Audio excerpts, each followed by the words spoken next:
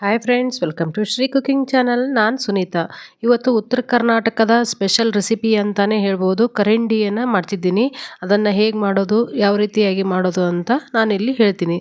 ತುಂಬಾ ಈಸಿಯಾಗಿ ನೀವು ಮನೆಯಲ್ಲಿ ಮಾಡ್ಕೋಬೋದು. ನಾನಿಲ್ಲಿ 1/4 kg ಆಗುವಷ್ಟು ಹಸಿರು ಮೆಣಸಿಕಾಯನ್ನು ತೆಗೆದುಕೊಂಡಿದ್ದೀನಿ. ಇದನ್ನು ಚೆನ್ನಾಗಿ ಕ್ಲೀನ್ ಮಾಡ್ತಿದ್ದೀನಿ.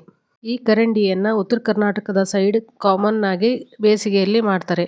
ಅಷ್ಟು ಸುಲಭವಾಗಿ ನೀವು ಈಸಿಯಾಗಿ ಮನೆಯಲ್ಲೇ ಮಾಡ್ಕೋಬೋದು. ಇದನ್ನು ಚೆನ್ನಾಗಿ ಕ್ಲೀನ್ ಮಾಡಿ ಈ ಥರ ನಾನು ಕಟ್ ಮಾಡಿ ಮಿಕ್ಸಿ ಜಾರ್ಗೆ ಹಾಕ್ತಿದ್ದೀನಿ. ಇದನ್ನು ತರಿಯಾಗಿ ರುಬ್ಕೋಬೇಕು.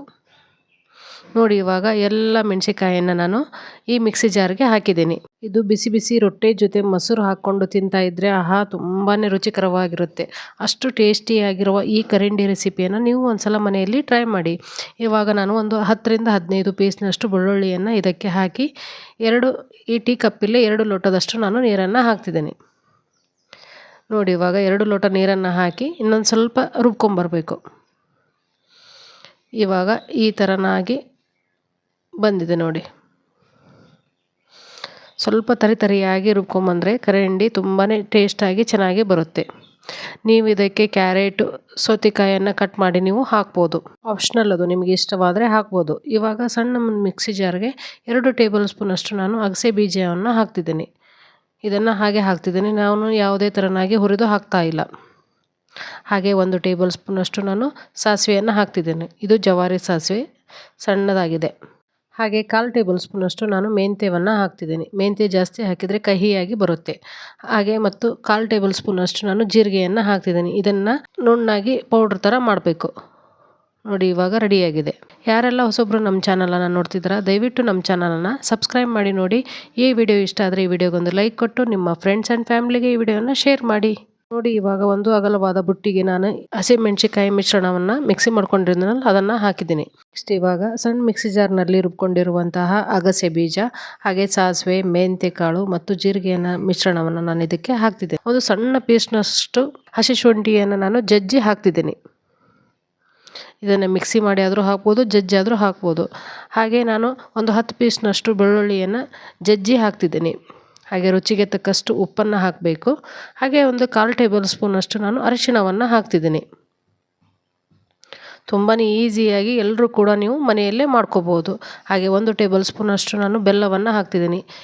ಆ್ಯಸ್ ಯುವರ್ ಟೇಸ್ಟ್ ಪ್ರಕಾರ ನೀವು ಬೆಲ್ಲವನ್ನು ಹಾಕ್ಬೋದು. ಹುಳಿ ಮತ್ತು ಉಪ್ಪನ್ನು ಅದು ಬ್ಯಾಲೆನ್ಸ್ ಮಾಡುತ್ತೆ. ಹಾಗೆ ನಾನಿಲ್ಲಿ ಹಣ್ಣಾಗಿರುವ 5 ಮೆಣಸಿಕಾಯನ್ನು ನಾನಿಲ್ಲಿ ಕಟ್ ಮಾಡಿ ಈ ಥರ ಹಾಕ್ತಿದ್ದೀನಿ. ಕರಂಡಿಯಲ್ಲಿ ಈ ಥರ ನೀವು ಕಟ್ ಮಾಡಿ ಹಾಕಿ ಒಳ್ಳೆ ಟೇಸ್ಟ್ ಬರುತ್ತೆ.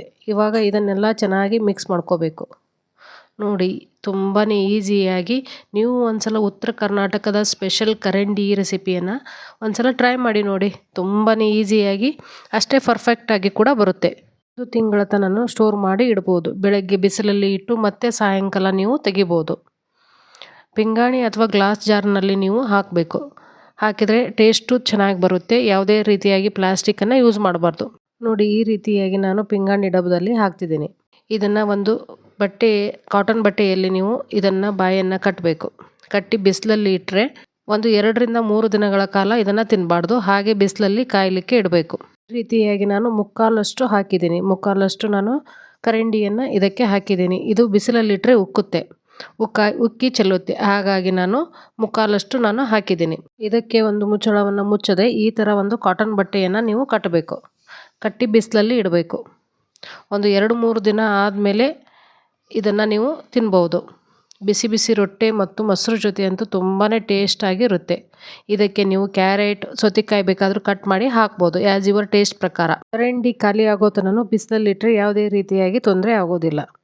ನೀವು ಬಿಸಿಲು ಚೆನ್ನಾಗಿ ಕಾಸಬೇಕು. ಇದಕ್ಕೆ 2 ದಿನಗಳ ನಂತರ ಒಂದು ಸ್ಪೂನನ್ನು ತೆಗೆದುಕೊಂಡು ಹಾಗೆ ಕೈಯಾಡಿಸ್ತಾ ಇರಬೇಕು. ನೋಡಿ, ಇವಾಗ ನಾನು ಬಿಸಿಲಲ್ಲಿ ಈ ಕರಂಡಿಯನ್ನು ಇಟ್ಟಿದ್ದೀನಿ. ಈ ಥರ ಪಿಂಗಾಣಿ ಅಥವಾ ಗಾಜಿನ ಡಬ್ಬದಲ್ಲಿ ನೀವು ಈ ಕರಂಡಿಯನ್ನು ಹಾಕಿ ಸ್ಟೋರ್ ಮಾಡಿ ತಿಂಗಳಾನುಗಟ್ಟಲೆ ಇಡ್ಬೋದು. ಮತ್ತೆ ಹೊಸ ರೆಸಿಪಿಯೊಂದಿಗೆ ನಾನು ನಿಮ್ಮನ್ನು ಭೇಟಿ ಆಗ್ತೀನಿ. Thank you.